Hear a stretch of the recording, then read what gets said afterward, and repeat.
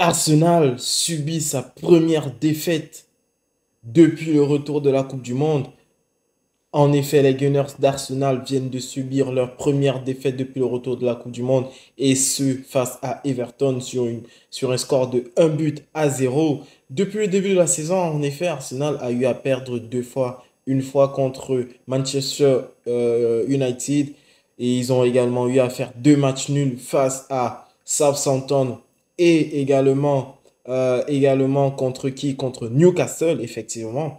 Et voilà, dans ce match-là, un match effectivement piège, match dans lequel il se déplaçait sur la pelouse du dernier du championnat, à savoir Everton.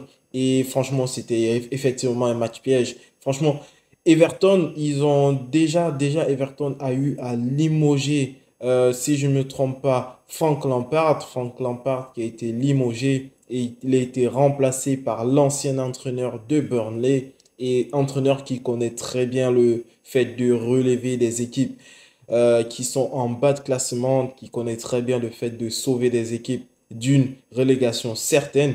Et voilà, il a présenté à Arsenal un milieu de terrain composé notamment de Idrissa Gana Gueye Onana et de Doucouré. Milieu de terrain, franchement, qui a ultra bien fonctionné. Ce milieu de terrain a ultra bien fonctionné. Tout d'abord parce qu'ils ont muselé Martin Odegaard. Ils ont permis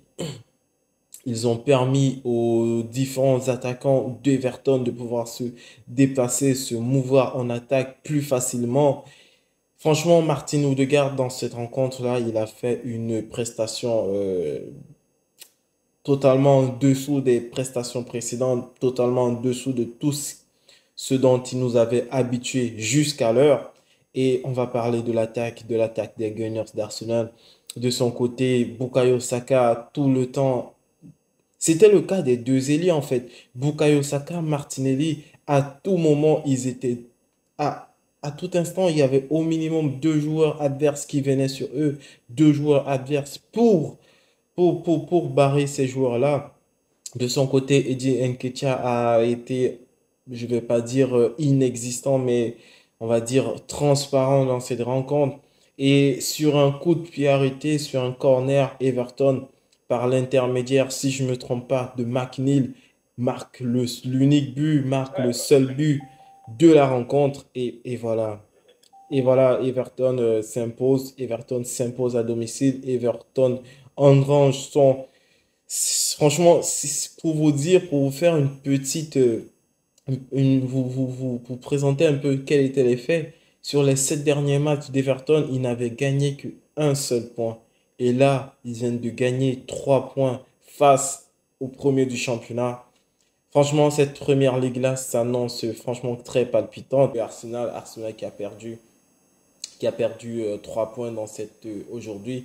Voilà, notons aussi l'entrée en jeu de Jorginho entre Arsenal et Everton. Jorginho qui fait ses débuts avec Arsenal et j'ai pas été convaincu. Franchement, j'ai pas été convaincu.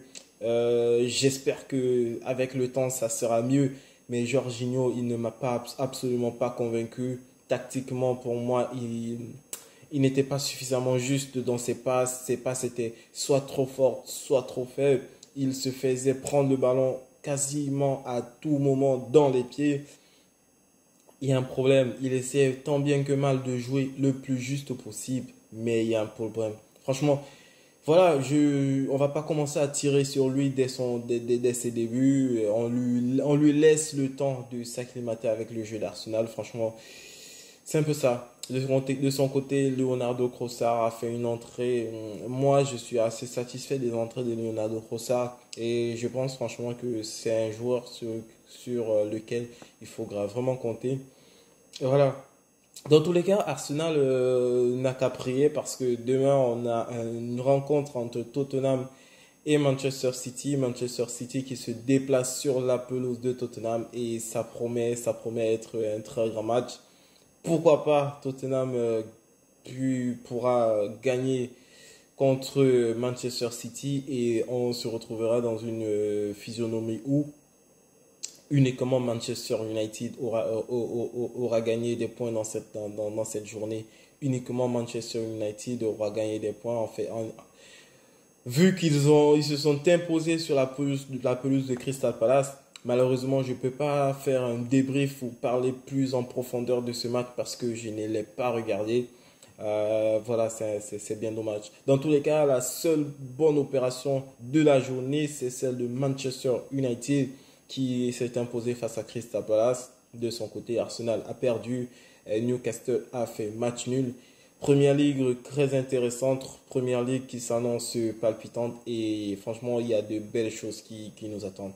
Dans tous les cas, le 15 février, la rencontre phare, la rencontre qui va opposer Arsenal à Manchester City, c'est plus loin, nous sommes là le 4, c'est dans 11 jours, c'est dans moins de 2 semaines. Ah, ça sera palpitant, ça sera très très beau. Bon, sur ce les amis, je vous dis merci de m'avoir écouté. Portez-vous bien et peace la famille.